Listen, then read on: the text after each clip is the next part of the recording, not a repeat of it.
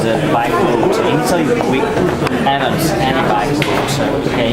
So we are proposing this bike route in Italy for tourism, okay? Along the Po River, do you know? I do. Okay. I went along in the boat. Oh, we did in the boat. Yeah. Where?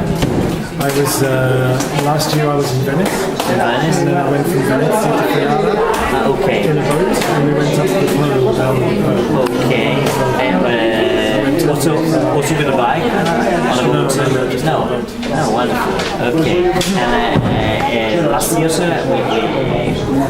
we went from Torino to Venice only by bike. Okay. And now we are proposing this bike route, but it's hard in Italy to convince institutions that is a good idea for economies and for jobs. So the question is, what do you think about infrastructure, green infrastructure like this? Do you think that can improve, can help community to be resilient? Don't you think that it's important to have infrastructure to make them easier to become resilient? Okay. What we're seeing around the world now in the US and in many European countries is that we have hit peak cars. Yeah. The number of cars on the road is now starting to fall. But what we don't have is an alternative infrastructure. And in the UK there is now a very rapidly growing network of cycle routes, and you can get between many different cities by bicycle, and even in London, the city of London now, when I was 20, if you got on a bicycle in London, you were taking your life in your hands. Now it's very safe and you're very protected and you can move around in safety. And what you see with those cycle routes is that they're fantastic for public health. Yeah. They're fantastic for people to come and visit. They can be a great kind of driver for enterprise and innovation.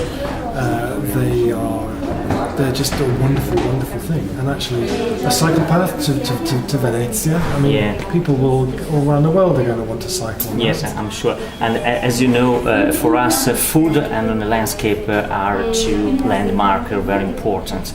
So we think that using a bike for tourism could be a great choice, a great opportunity for generating green jobs along this area. And what do you want to say to our politics to convince them that it's now the time to invest in this infrastructure and not in roads, for instance, or in highway? I would say to them that having a good, well-connected, well-built network of cycle routes in a country should really be seen as one of the basic hallmarks of a civilized society. The fact that you are able to move in safety around your own country without the need to depend on fossil fuels, without the need for cars, and all of that infrastructure should really be seen as a basic human right.